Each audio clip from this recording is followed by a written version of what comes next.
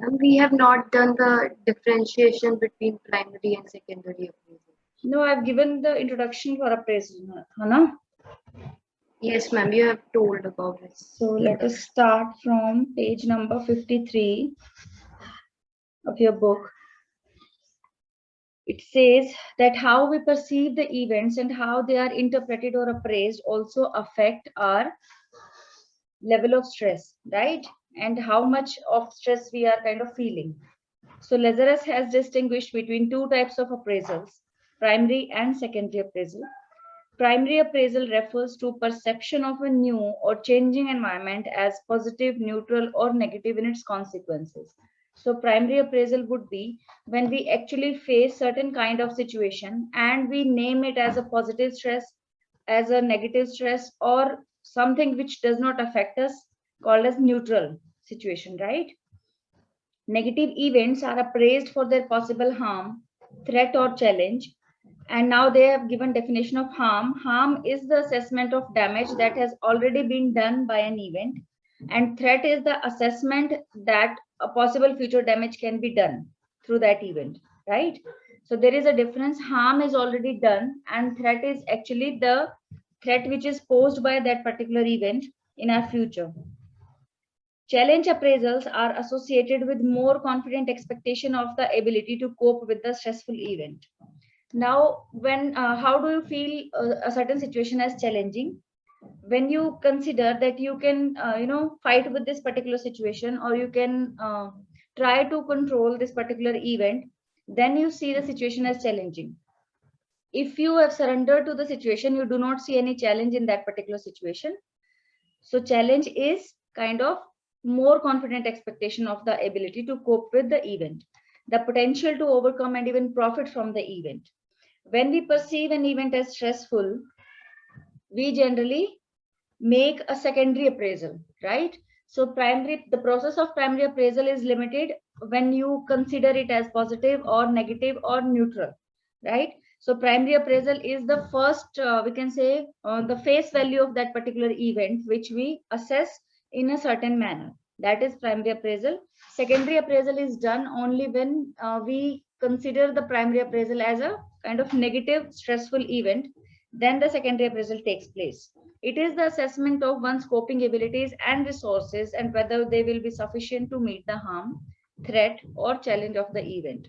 So secondary appraisal is done basically to see whether you are capable of meeting the demands posed by this particular event, whether you will be able to come back after facing such situation, whether you will be you have the ability to cope up with all the different kind of requirements posed by this particular event, right? These resources may be mental, physical, personal, or social. So now Lazarus has described four types of resources, and these can be mental resources, physical resources, personal, or social resources.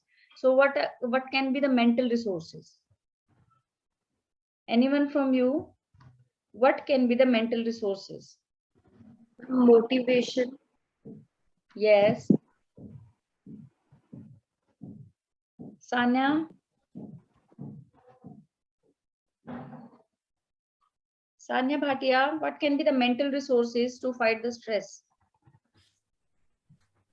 Ma'am, she just said motivation. I was thinking the same. Okay, what else? Tanisha?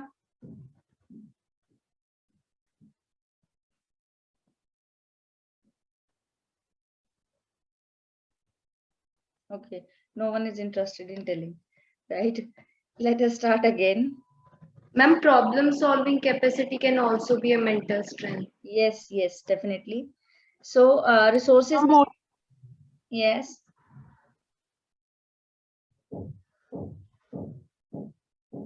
Okay.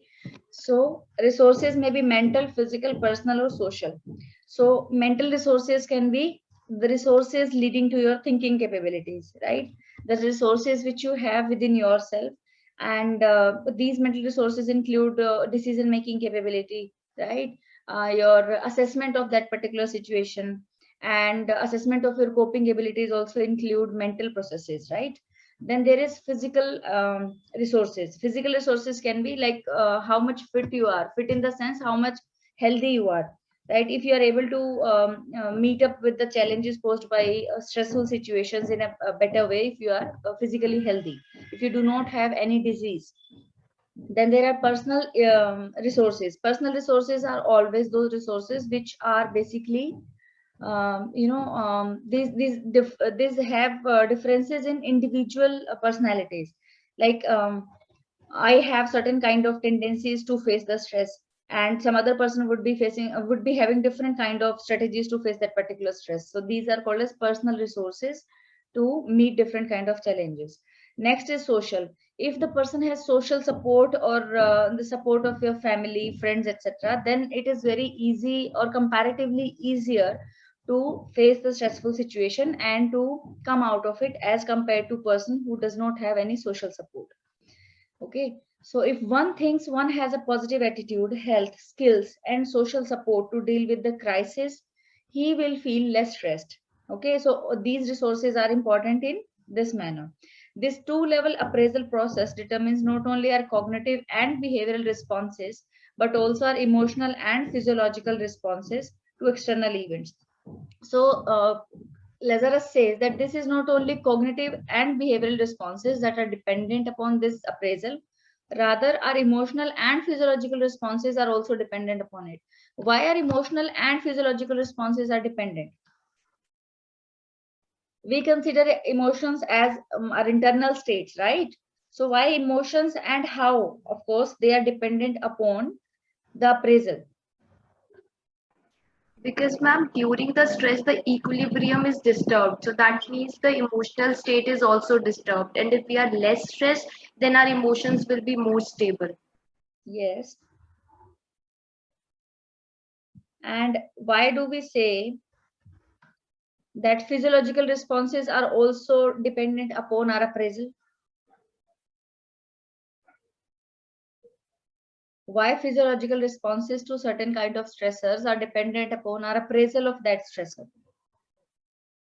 Physiological responses are responses of our body, right? Responses of our organs, different kind of organs. So physiological responses are also dependent upon appraisal. If we are appraising a particular event as positive, we would have excitement. No doubt our heart would be, beating faster, but it would lead us to, the emotions would lead us to understand that this is excitement.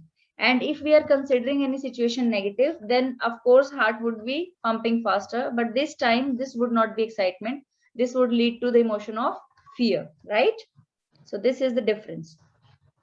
These appraisals are very subjective and will depend on many factors. Of course, due to individuals, having different personalities, having different kind of external environment, as well as different kind of resources, right? So it is very subjective and depend upon many different kind of factors. And one factor among them is past experience of dealing with such condition. If one has handled similar situations very successfully in the past, they would be less threatened for him or her. So we can say like it's a kind of experience, or we can say practice. Practice makes a man perfect. So if you have dealt a certain similar situation in the past, you must be feeling like I have done this earlier also, I can do it now, right now also. Okay, so this is kind of practice which would lead to successful overcoming from the stressful situation. Another factor is controllability. Controllability is kind of a perceptual factor. If we see certain kind of situation as controllable, or we are having certain kind of control over it, we can change the situation according to our convenience. That is also controllability. Then we have comparatively less stress of that particular situation, because we know that this is under our control. We can do whatever we want to, right? So whether one has mastery or control over a situation also depends upon the perception of the event as stressful or not stressful. A person who believes she can control the onset of a negative situation or its adverse consequences will experience lesser amount of stress than those who have no such sense of personal control. For example, a sense of self-confidence or efficacy can determine whether the person is likely to appraise the situation as a threat or a challenge. Okay, so threat we have studied like it's a kind of future harm that can be done if we are dealing with certain situation, and challenge is kind of confident acceptance of that particular situation, right? To do whatever we can do on our part. Thus, the experience and outcome of a stressor may vary from individual to individual, right? So we have studied that this is subjective in nature, and this is how it is subjective in nature due to past experiences and controllability factors, as well as perception of an individual will lead to difference in stressful events or their scale or intensity of stress. Stress includes all those environmental and personal events which challenge or threaten the well-being of a person. These stressors can be external, such as environmental, which include noise, air pollution, social, breakup with a friend, loneliness, or psychological, conflict and frustration within the individual. So these are different type of stressors, but they pose a similar kind of threat to individuals. Very often these stressors result in a variety of stress reactions, which may be physiological, behavioral, emotional, and cognitive. So we have studied that we have 4 types of resources and 4 types of reactions. So these are physiological reaction, how our body reacts to particular stressful situation; behavioral, how we behave under stressful situation; emotional, how we feel when we are stressed; and cognitive, how do we think and what are coping abilities when we are facing certain kind of stress. At the physiological level, arousal plays a key role in stress related behavior. So physiological level, or on our bodily level, first important thing is arousal, how our body is being aroused by the external events, that is termed as stressful or not stressful by us, right? So there is this hypothalamus and pituitary axis which describes a certain situation as stressful or not stressful. Hypothalamus initiates action along 2 pathways. Hypothalamus initiates action along 2 pathways. The first pathway involves the autonomic nervous system, right? So we know we have two different type of nervous system, autonomic nervous system, and autonomic nervous system further consists of 2 different types, sympathetic and parasympathetic. What were the functions of sympathetic and parasympathetic nervous system? We have studied it in class 11. Sympathetic ones make us ready for a stressful or difficult situation like fight or flight cases. Yes. And parasympathetic one brings us back when the situation is over. Yes. Good, Sanya. So the hypothalamus initiates action along 2 pathways. First was the autonomic nervous system. So autonomic nervous system, what does it do? It actually initiates the adrenal activation. The adrenal gland, which are in our stomach, they releases large amount of catecholamines. And these include 2 types of hormones, epinephrine and norepinephrine, into our bloodstream. So we know that hormones are always directly released into bloodstream. They are ductless glands. They are secreted through ductless glands, so they are directly entered in our bloodstream rather than through different kind of organs or through different kind of systems, right? This particular epinephrine and non-epinephrine release leads to physiological changes seen in fight or flight responses. So we know that when sympathetic activation system starts, it activates our fight or flight mode. The second pathway, which is pituitary axis, it secretes corticosteroid. Corticosteroid is a kind of steroid which leads to release of cortisol hormone. Cortisol no doubt provides us energy, but also leaves the message or sends the message to our brain that it is certain kind of stressful situation. So cortisol is called as stress hormone, right? So if there is a question what is known as stress hormone, which hormone is called as stress hormone, it is cortisol.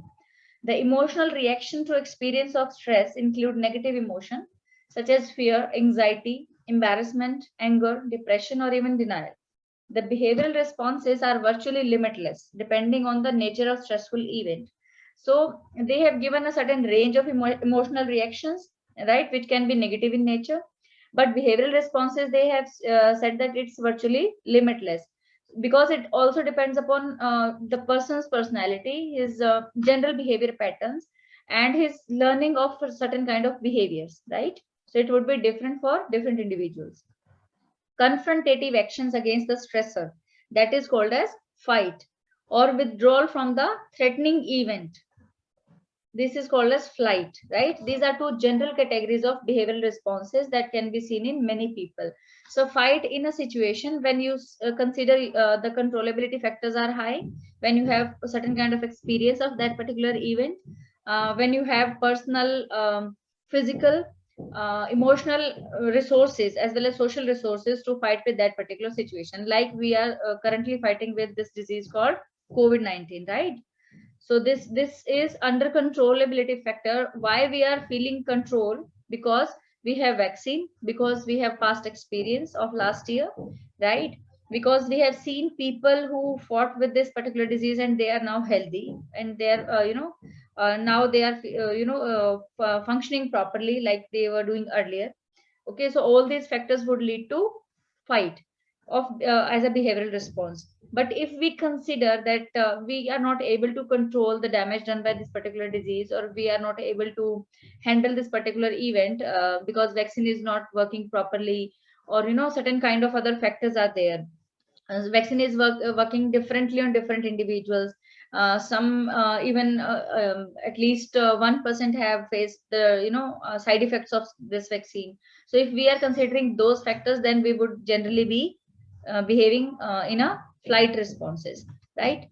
Cognitive responses include beliefs about the harm or threat an event poses and belief about its cause or controllability. This I have already discussed. Cognitive means responses which leads to our thinking processes, right? So we always think in this manner, that whether we are able to control this particular event and how we are able to control it. These include responses such as inability to concentrate. If we are perceiving the situation as uncontrollable, or it is highly stressful or highly negative stressor it is, then we would be responsive in a manner such as we are not able to concentrate. Intrusive thinking would be there. Intrusive is kind of more interfering. You would not be able to think in a one directional way, rather than you would think in multi directions, right? This would happen and that would happen. Kind of overthinking is known as intrusive thinking. Repetitive or morbid thoughts. Morbid are always sad thoughts, right? Repetitive and sad in nature. Now the stresses which people experience also vary in terms of intensity. Intensity can be low as well as high. Intensity means how intense it is, right? How strong it is, as we are perceiving it from our own perspective. Intensity can be individual also, because we have different perceptual abilities. Some people find corona very intensive, as an intensive threat or an intensive stressor. Others would not find it more intensive, or comparatively they think that it has low intensity because it is curable, because we have vaccine, right? Duration. Now duration is also important, because short term stressors, if they are consistent, if we are facing certain stress which is a long term stress in the manner like everyday stresses, if you have to get up at 6 o'clock every day and you have to go for work, and that is a kind of stress for you, so that would also lead to anxiety and depression. Although it is a regular stress, it is a kind of low intensity stress, but it is a long term stress. It is a chronic stress, right? We can also use the term chronic if we are talking about long term stress, right? So duration is also important, whether it is a short term stress or it's a long term stress. Short term stress, like a certain kind of traumatic event, but which does damage on a larger extent, that would also lead to stress and anxiety. So there is no such distinction that short term stress would does no harm and long term would do more harm as compared to short term, right? It also depends upon intensity. It also depends upon the chronicity, right? Complexity. Less complex versus more complex. Now what is complexity? There are simple stresses, like getting up in the morning is a simple stress, right? Every day you are getting up at a certain time. This is a kind of this can be a simple stress for someone. But if this getting up includes, like, you have to do certain regular work also, you have to have at least half an hour of exercise also, you have to eat certain kind of food also which you do not like, so this would lead to complex stress, right? And then predictability. Predictability is important factor, because it leads to controllability and certain kind of challenge that we have talked about earlier, that if we have predictability of certain event, if it is expected to happen, then we have certain kind of confidence, or we can, at least have that time to prepare ourselves mentally as well as physiologically to behave in a certain manner when that particular thing happens. But if it is unexpected, as in the case of certain traumatic events like earthquake, like fire breakout, right? So that is kind of unpredictable and unexpected events which would lead to we can say confusion in what can the person do in that situation. And also we do not have confidence to face that particular situation, or we are not able to even think that whether we would be able to cope up with this or not.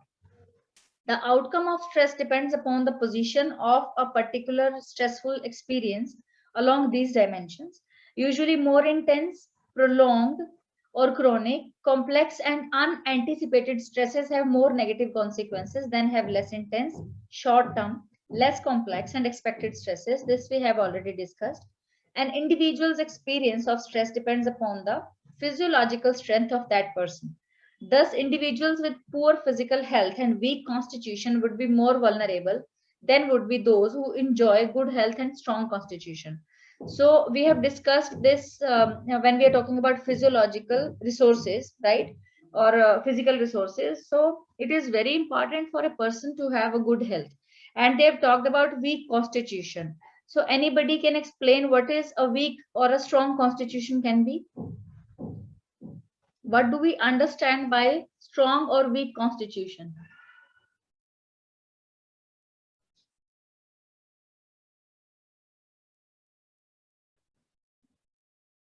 Navleen? Ma'am, maybe here weak constitution, they are talking about the family background here, that people with a poor family background cannot cope up with more stress. Poor people with poor family background does not cope up with more stress. Ma'am, if they're good, if they don't have good health or more facilities available to them. Navleen, have you ever observed the children living in slums or jhuggies? Have you ever seen them? No, ma'am. They are kind of more happy. As I have observed many of them, if you observe them keenly, they seem to be more happy than normal children of upper middle class or upper class children. They seem to be more happy because they do not need any phones or any other facilities. They are happy with their own lives because they have seen so much worse that they are okay with whatever they get. Yes, and they just have to think about that if somebody is giving them fruits or food or some kind of clothing, उसमें से उनको बस choose करना है. They just have to pick from that only. उनको कोई stress नहीं है कि हमें I have to get up at this time, मुझे ये career बनाना है या मुझे ये करना है. So in that manner, they are more happy than most of us. ठीक है? So we And were does talking. constitution refer to the family background or our own psychological health? Constitution is actually बच्चे physiological health, right? So constitution means actually constitution is kind of like you have vulnerability in your body.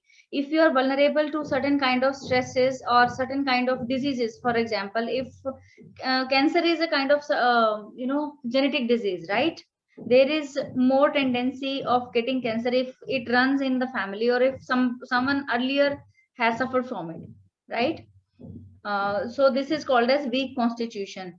People who are allergic, they have somebody in their family who were allergic also, right? So this is called as weak constitution.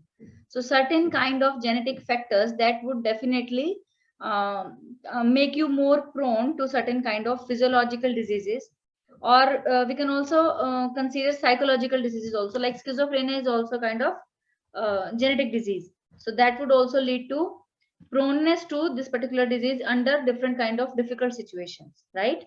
So this would lead to vulnerability factor, which means that you would be more prone to that particular disease. You would have more chances to develop that particular disease as compared to other friends, okay, or other people. Ma'am,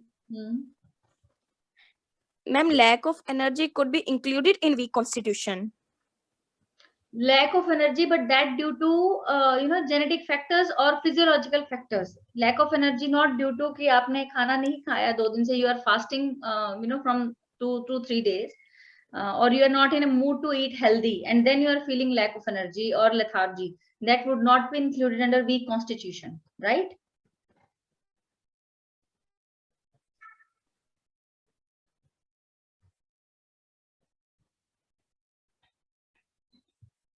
And strong constitution will be that a person is with strong mind and is self. When one does not have any vulnerability towards certain diseases, when disease does not, any certain major diseases does not run in your family, and you are comparatively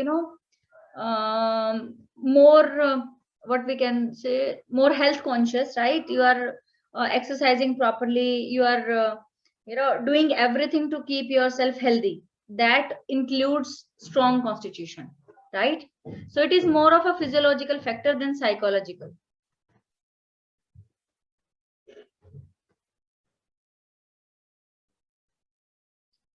Let us continue. Ma'am, can you please tell what is the meaning of challenge appraisals? Sorry, bache, come again. Who is this? Ma'am Vasundhara, good morning. Ma'am, what is the meaning of challenge appraisals? I could not get that. Challenge is actually thinking about the situation in a manner that you are able to cope with it. Like we have talked about predictability factor, right? The situation which are predictable, any stressful event which is predictable, like that you would be, the teacher would be taking a test tomorrow of certain portion of this particular chapter. So that is a kind of predictable stress. You would feel stressful, no doubt, but it would be controllable for you. Like you can cope up with that stress, and that includes, or that is equal to challenging stressful situation, right? So that is challenge appraisal. When you think that you are able to control this particular situation, this was actually happening, you were seeing it coming from from earlier also, from a certain period of time, that this would happen, and then intensity would be discussed as comparatively low, duration would be short term, and it would be considered as a less complex stress as compared to other stresses. So that is challenge appraisal, when you think that you have the coping abilities and the event and also you have certain kind of past experience of such kind. So your examination situation can be considered as a challenge appraisal, right?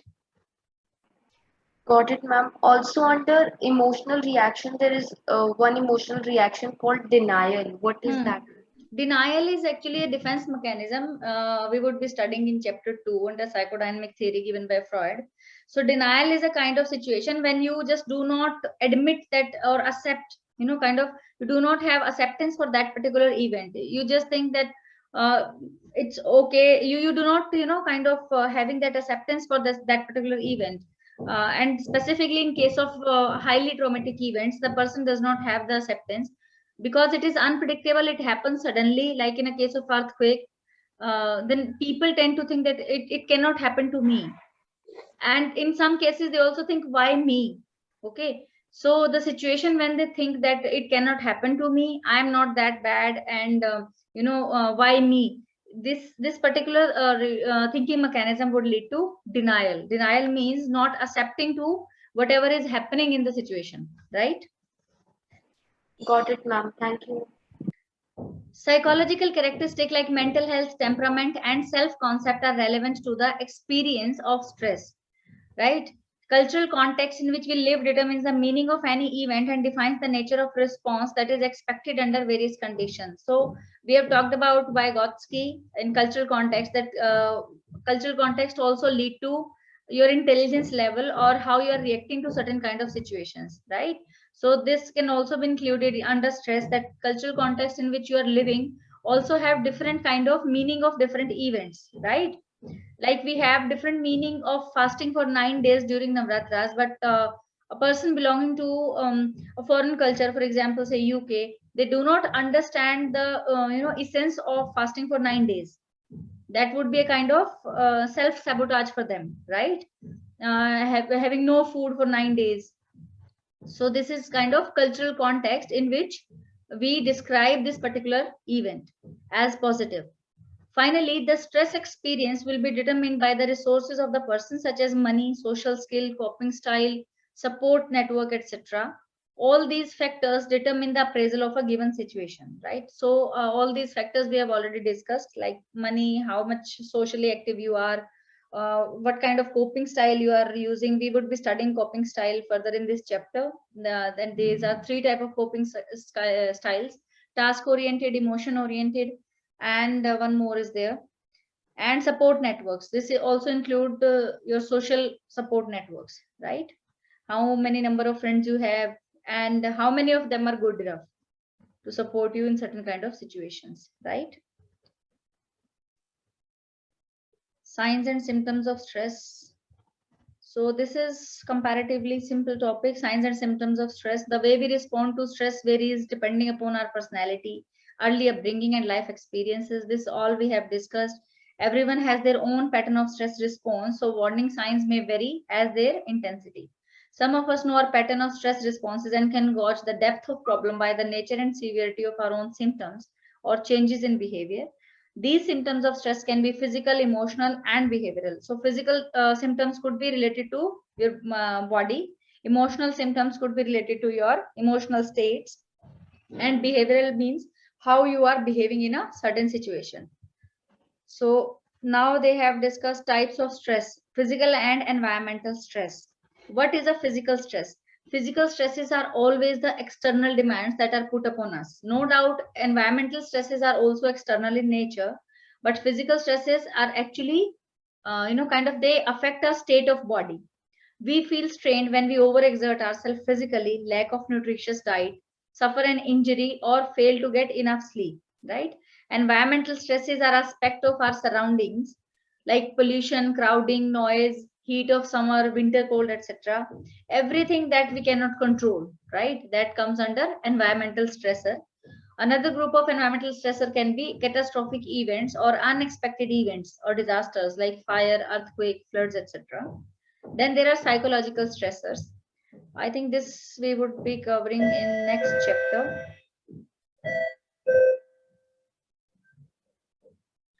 Because it would take more time. Any topic that you think you did not understand? Anyone from you? Ma'am, Hmm. can you please explain the difference between harm and threat? Yes, harm is actually that is being done, right? Harm is done. You cannot reverse it. Harm is actually a past event that has already been taken place. Harm is always in the past. Threat is the future fear, right? The fear that this particular thing would do this damage to me or to my loved ones in future, in coming course of time, right? That is called as threat. So threat we see always in our future direction, and harm is always which is being done, right? Okay, thank you, ma'am.